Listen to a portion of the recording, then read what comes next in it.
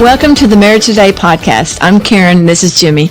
We're so glad that you're here with us. We're talking about the issue of faith. I am Abraham. This program today, we're going to go to the teaching here in just a few minutes, talk about waiting on the promises of God, how God gave Abraham and Sarah a promise of a son, and how they didn't deal with it in such a good way, and it delayed the promise coming true. So we're talking about how to wait on the promises of God. But first, we have some questions. If you have a question you want to submit to us here, as we answer these here on the podcast, go to MarriageTodayPodcast.com and submit your question. We would love to answer it right here on the podcast. Let me ask you a question here first from one of our viewers. In my group of girlfriends, several of them share about frustrations they have with their husbands. I don't talk negatively about my husband to others because I truly want to honor him. Where's the line between being vulnerable with your friends and being dishonoring to your spouse? That's a great question, but it sounds like she's already, what she's doing is producing, I can promise you, something in them that notices that she doesn't talk bad. Yeah. Because, when I know for myself, if I've been in a group of girls and they're all, blah, blah, blah, and if I don't, I can see in them that it's affecting them. That, good behavior, when you're doing the right thing, then the behavior is not doing the right thing, they start seeing that. Yeah. And so just be encouraged that, the way you're doing it is helping them. Yeah. And that you can still be vulnerable with your friends without worrying about if you have to talk bad about your husband. And I think the fact that she wants to honor him and not bring up stuff is good. And, just sometimes when I'm in an awkward conversation, I just know how to get around and change the subject. Just find a way to just bring up something else and get them off that subject. Well, there's griping and there's counseling. And if you're having a problem with your husband and you go and you just gripe to your friends, that produces nothing. When your friends, that's how they view your husband. That's exactly and so right. they can't get that image out of their head. That's exactly right. And the same is true with your parents. You tell your parents and you go gripe. Counseling is go and get help. There's nothing wrong with going to get help. If there's something wrong in your marriage and you feel like you need to go talk to a counselor and just say, my husband's a knucklehead and he does this, this, and this, what do I do? And then you follow the advice, that's a good thing. But just to take the problems of your home and go cough them up with your friends is not wise. I think what this woman's doing is very wise here. You too. Okay, I have a fear of telling my wife how I really feel about the state of our marriage because I think she will blame me for our problems. I know I'm far from perfect, but I keep trying with little or no recognition from her. How do I overcome this fear and share honestly with her? Well, in a marriage, there needs to be the right to complain to your spouse without paying a price. In a healthy marriage, there's not a fear of honesty. Yeah. In an unhealthy marriage, there's just this fear that if I really open up to you, you're going to turn on me. Now, when I hear this question, what I think is you need counseling. Go to your church, go find a Christian counselor. We have marriage mediators here as a part of XO Marriage. In Marriage Today, where we help people, you can just go on xomarriage.com, and our mediators is a part of our website there. But we have counseling, Zoom counseling. If you don't live in the Dallas-Fort Worth area, we have physical counseling. If you live in this area, when you have a problem beyond your ability to deal with, it's not weakness to get help, it's wisdom to get help. Everybody has issues they can't deal with on their own. And so maybe it is your fault. Maybe it's 60% your fault, 40% her fault. But when you get into a situation in your marriage where you can't work it out on your own, go get help. But you should not have a fear of sharing with your spouse. And getting help in your marriage will help to alleviate that fear and get you on the right track. We hope that's helpful to you. We're going to this teaching right now and on I Am Abraham, the importance of our faith and waiting on God's promises. We hope this is a blessing to you. Karen and I got married. A week after we got married, I was in the backyard of our house. I was a very rough guy 2 weeks before that. Karen told me she wouldn't marry me because of how immoral I was. So this is 2 weeks later. I've been saved for 2 weeks. We've been married for a week. And I'm sitting in the backyard of our house, and a sheet dropped in front of my face, and I could see myself preaching to a multitude of people. And that's when God called me to preach. And from that moment forward, the desire to preach burned within me. It would be 9 years. And when the Lord called me to preach, here's what he said to me when I saw that sheet drop down in front of me. what the Lord said to me is, you will not go to seminary. Just like that, on the emphasis on the word not. Now, I was in a denomination at that time that if you didn't go to seminary, you had a 0% chance of preaching any church. So when the Lord said that to me, it made no sense to me whatsoever. And so for 9 years, I came on staff at Trinity from business. I went into business with my mom and dad. And so 9 years later, I came on staff here at Trinity. And in a very surprising way, I had no idea that I was going to come on staff. It was a very surprising thing for me. But let me say, it was 9 years of excruciating wait, and I almost created an Ishmael. And I'll tell you that story in just a minute. Our daughter Julie has been married to her husband Corey, I think for about 20 years now. And they have twin girls. But they had fertility issues. When Julie and Corey tried to have children, they couldn't. And for 3 years, they tried to get pregnant, and they couldn't. And they went through, one of those kinds of things that if any of you have had fertility issues, it's just every month is just another time of waiting and hoping and believing. And every month it doesn't happen, it's more, turmoil and torment. And Julie said, I talked to her, and what I'm saying by permission from her. But Julie said it was a struggle. Every Mother's Day was a struggle. Every time a woman got pregnant and had a child, it was a struggle. She said, I wondered if God loved us, wondered if God was punishing us. She said, but we had a word, Ephesians 3:20, that God is able to do exceeding abundant beyond all he can think or ask. And she said, we hung on that word and we prayed and constantly believed in God, even though it was a struggle. And then they had twin girls, our granddaughters, Abby and Elle. Brent and Stephanie, our son and daughter-in-law, I think they've been married about 17 years. And they tried to have kids also and had fertility issues. And they tried for 4 years before they had Kate, their first girl, our granddaughter. And again, very, just going through the turmoil of trying to have children. We prayed, Julie and Corey and Brent and Stephanie, we prayed with them all the time, talked with them all the time, and the same kinds of issues that they went through. And Brent and Stephanie believed God had spoken to them that they were going to have a child, and they hung on to that word and believed for that word. And they had Kate, and then they tried to get pregnant again, same thing again. They had to wait 3 years more to get our grandson Reed. And then without praying, they got another baby, Luke, bonus baby. 2 Corinthians 5:7 says, we walk by faith, not by sight. See, when we're walking by faith, we can't see it, but understand this, when you wait properly, you get to see it. Number one reason of waiting is practical preparation. God comes to Noah and says, Noah, I'm going to flood the earth, and I want you to build an ark, okay? And so it took many, many years, we don't know, maybe up to 100 years for Noah to build the ark, but the point is there was a long wait. But let me ask you this question. What would have happened if God would have sent the flood and the ark wasn't ready? They would have died. If Noah and his family were half finished with the ark and God sent the promise, see, he saved Noah and his family. It was a good thing for them, as long as the ark was ready. God isn't going to release a promise into your life that you're not ready for. He's not going to harm you with a promise. If God sends a promise into our life that we're not ready for, it's going to hurt us and we're going to hurt it. When God called me to preach at 19 years old, I didn't know one Bible verse, not one. I didn't know where the book of Genesis was. When Karen and I went to church the first time after we got saved and got married, we had a Bible with us, and the pastor would say, turn to so-and-so verse. And so I would just turn my eyes and look down the aisle at someone, hopefully knew what they were doing. And I would just kind of look how far they turned into the Bible, and that's what I would do. But I began to study the Bible. And over the 9 years that I waited to go into the ministry, I read through the Bible many times. I read hundreds of books on the Bible, knowing that I couldn't go to seminary. And God was preparing me for that. But the point is this, you want a preacher that knows the Bible, right? It's kind of practical preparation. If God's going to use you to preach, you would know the Bible, right? So God was using those 9 years in my life to lay a biblical foundation so I could stand up and preach and not hurt somebody. So when you're waiting, sometimes God's saying, prepare.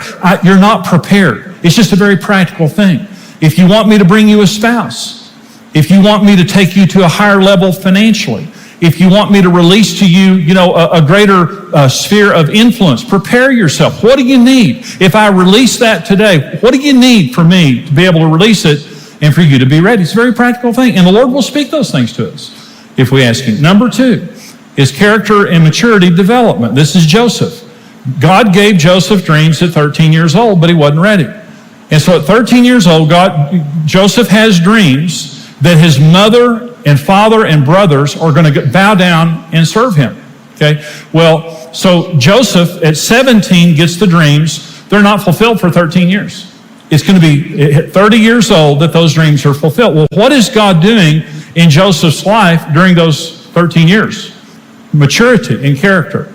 He's going to be the ruler of the world under Pharaoh. He has got to have the character for that. 1 Peter 4, it says, "Beloved, do not think it strange concerning the fiery trial, which is to try you, as though some strange thing happened to you, but rejoice to the extent that you partake of Christ's sufferings, that when his glory is revealed, you may be also be glad with exceeding joy." And the Bible says that Jesus learned through those things he suffered. But it says, don't think it strange concerning the fiery trial, which is to try you.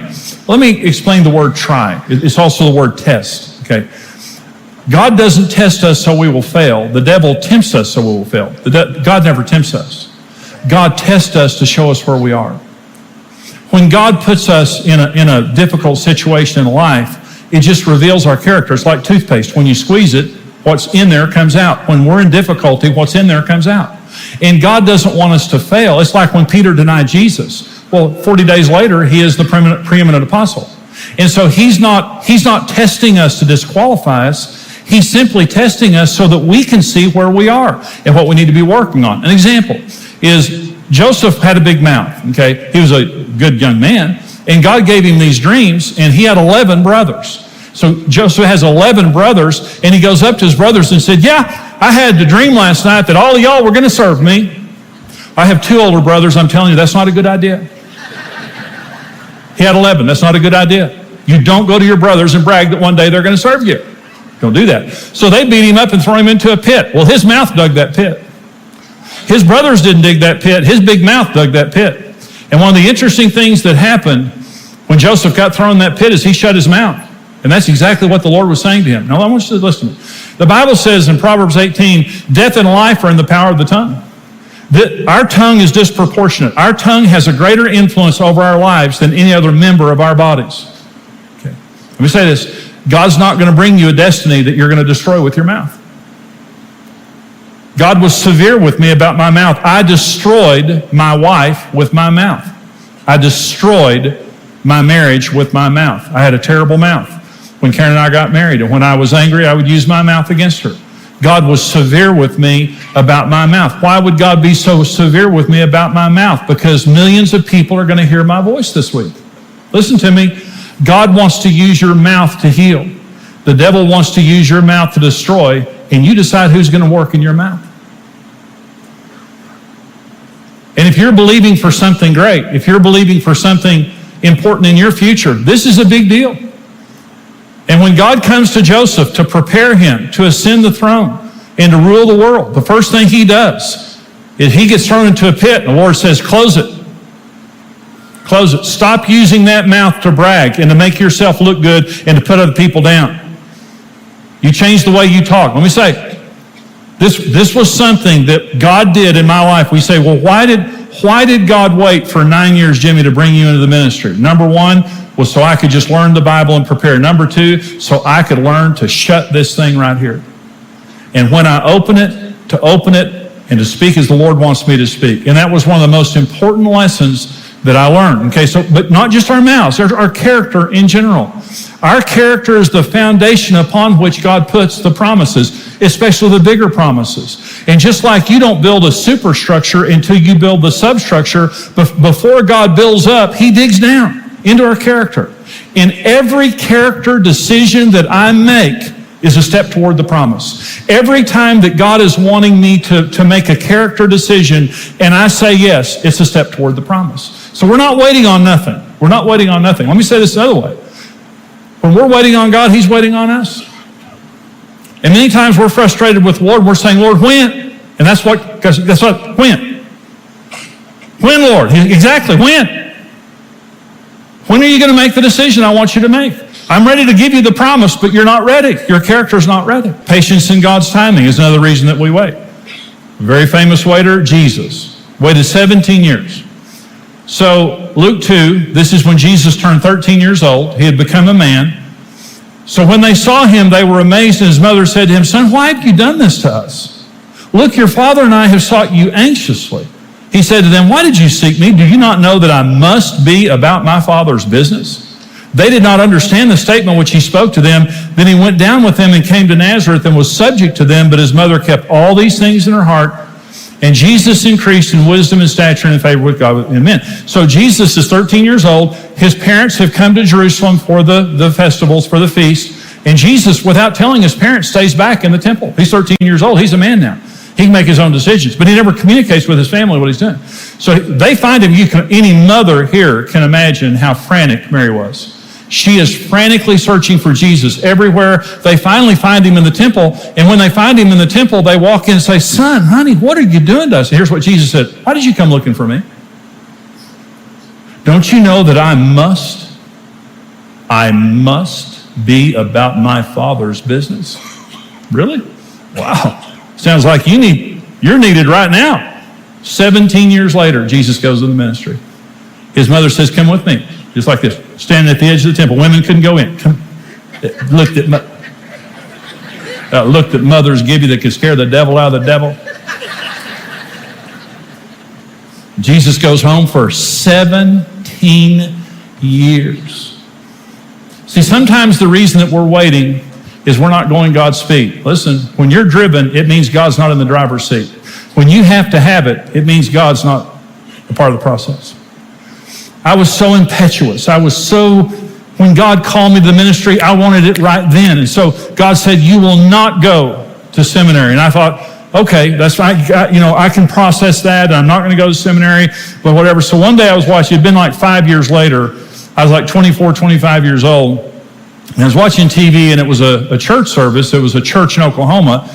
And they had this ad about this church, and they said, "Well, we have a Bible school that we train people for ministry." And I thought, "Oh, Bible school, that's great." And they said, if seminary is not for you, if you can't go to seminary, then you can come here and go through Bible school. I said, "Did you just say, if you can't go to seminary, this Bible school is for you?" And I thought, oh my gosh, I can't go to seminary, but I can go to Bible school. I need to prepare for the ministry. And I said, "Karen, we're going to Oklahoma." And I said, there is a Bible school. God told me I couldn't go to seminary, but I can go to Bible school. This is for people who can't go to seminary. This is why they built it. So I called the guy at the Bible school there in Oklahoma City, and I talked to him, and I told him all my situation. He said, "Jimmy, we built this place for people just like you." And I said, "Well, let me just tell you something. I'm very interested. This is what I've been waiting for." And he said, "Well, let me say," he said, "I've got some things for you to fill out. I've got some information about the Bible school. I've got it in my hand right now. And when we hang up, I'm going to put it in the mail." And I said, "Would you please send it to me, because I'm very interested in it. I want to show my wife this information." He said, "I've got it in my hand." He said, "When we hang up the phone, it's going in the mail, and I'll send it to you." That was like on a Friday, and I said, Great. Thank you so much." Hung up the phone. I thought, I'm going to Bible school. I'm going to be a preacher. I'm going to be a world famous preacher. I'm going to Bible school. And so that weekend I was praying, and I prayed this religious prayer that I did not mean a word of. And I said, "Lord, if it's your will that I don't go to this Bible school," but I know it is, "don't let that stuff come in the mail." And I prayed that prayer, and I thought, that's just kind of an insurance policy prayer, but it'll come. Well, it didn't come on Monday, but I thought it's Monday. It's just been a few days. Didn't come on Tuesday. I thought, well, mail's a little slow. Didn't come on Wednesday. Slammed the door of the mailbox. Walked in the house. Didn't come on Thursday. Didn't come on Friday. So I had a little talk with God. I was furious. And I had never been angry at God before. And here's what I said to the Lord, and I meant it. "You kill me. You kill me. Or you take this desire out of my heart. Or you fulfill it. I can't take this anymore." And the Lord said, "Now you wait. I'm bringing a man that's going to bring you into the ministry. Now you wait." And something inside of me broke. It was this trying to drag God, trying to make God do it in my own timing. And I wasn't ready. When I came to the ministry at 28, I was barely ready. About 3 or 4 years later, I was walking down the hall, and Larry Titus, the pastor, walked up to me, and I didn't know Larry. Larry walked up to me and said, I want you to come in my office just a minute. Walked in his office. He said, I want you to come on staff as a marriage counselor and a pre-marriage counselor. I said, I have absolutely no experience whatsoever in that. He said, everyone in this church comes to you for marriage counseling. You might as well do it up here. Because we had a life group and everybody came to us for marriage counseling. We never told anybody we could help them in marriage. We didn't know why people came to us. I came on staff as a pre-marriage and marriage counselor. 10 months later, he went to Florida and I became the senior pastor of Trinity, having never been to seminary or Bible school.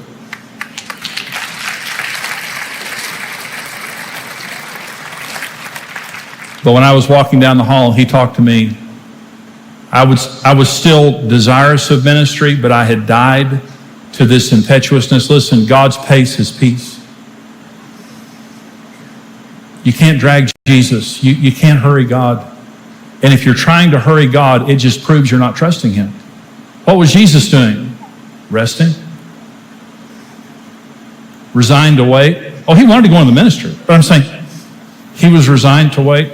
And we're like a bulldog on a leash, and God gives us a promise, and we're just like, on the edge of the, got our collar, our eyes are all bugged out, trying to drag God, come on, what's wrong with you? God's saying, I'm really wanting to enjoy this. And you can slow down, but I'm not speeding up. And once you slow down, I might just speed up. But until you're at peace, we're not going forward. Because you're not dragging me. We're going to enjoy this together. For 15 years or so, David waited. As a young boy, God anointed him king. But it wasn't until he was 30 years old that he became king, and he lived during the time of a very evil king, King Saul. Well, what was God doing? David was called to be the king of Israel, but he had no experience. And in the years that David waited, he was just gathering experience. He had a ragtag group of guys that he was leading, and he was learning to lead them and fight battles and fight the Philistines and to avoid Saul and all of those things. But as David waited, he was learning the skills of leading and fighting, and he was growing in favor with the people, so that when Saul died, the people of Judah came and said, we want to make you king. And then ultimately he became the king of all of Israel. So in the wait, we gather experience. I started in the sound booth. Then I was a deacon. Then I was a life group leader. The reason that I'm the pastor of this church is because I was a life group leader in this church. And out of that life group, I learned to teach and preach. And people in the church began to come to us for marriage counseling. In other words, the gift of God that he had put in Karen and me became obvious to people as we gathered experience. So when I stepped into the pulpit for the first time, I had favor. And what it says about Jesus, when Jesus went home with Mary, the next verse says, and Jesus increased in wisdom and stature and in favor with God and men. I just want to say this very quickly, is some people are waiting to be discovered like a movie star is discovered, is someone just sees you out in public and all of a sudden it's just like, that's not the way God does it. You're going to grow in stature and favor. You're going to gather experience. And when you have that basic level of experience, then God's going to use you. Okay. Number 5 is deepen faith and dependence upon God. Abraham and Sarah waited 25 years for Isaac. And it's just such an interesting thing. After all of their wait, God comes to Abraham at 99 years old when it is physically impossible for him to have a child. And God comes to he and Sarah and says, this time next year you're going to have a child. And they do. And here's what Julie told me about her 3-year wait. And I know that this is true for Brent and Stephanie also, is Julie said, during the 3 years that I waited for the girls, I learned who God was and who God wasn't. Let me ask you a question. Do you think knowing God intimately is worth a little bit of waiting? Let me say this. I'm done. But let me say this. You know what happens if we don't wait? And unbelief won't wait. Faith waits.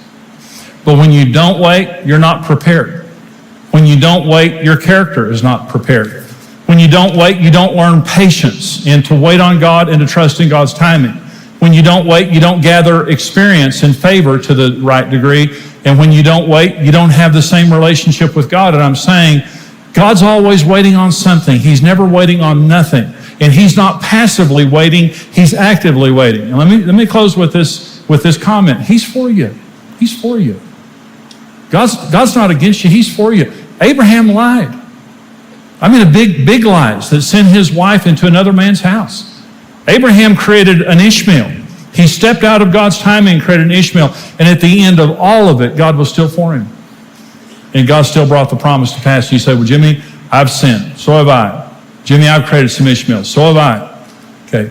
But God is still for us. And God will still make the promise come to pass if we'll just put our faith in God and be willing to wait, believing that we're walking by faith today, but we're going to see it very soon.